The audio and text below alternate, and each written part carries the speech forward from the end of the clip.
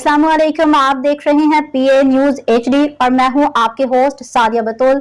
शामिल करते हैं आज की अहम खबरें। मोबाइल फोन ने इंसानों को एक दूसरे से दूर कर दिया, हिना ख्वाजा बयात। लाहौर पाकिस्तान शोबिज़ इंडस्ट्री की सीनियर अदाकारा हिना ख्वाजा बयात ने कहा है कि मोबाइल फोन ने इंसानों को एक दूसरे से दूर कर दिया। चार लोग एक जगह बैठे होते हैं लेकिन सब अपने अपने मोबाइल फोन में मसरूफ होते हैं।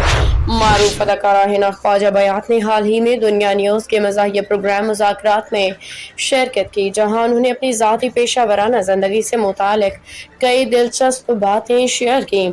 अपने फ़नी सफ़र के बारे में उन्होंने बताया कि वो भी अदाकारा बनने का नहीं सोचती थीं। कॉलेज के ज़माने में इश्तिहारात की पेशकश होती थी लेकिन वालिद साहब इजाज़त नहीं देते थे।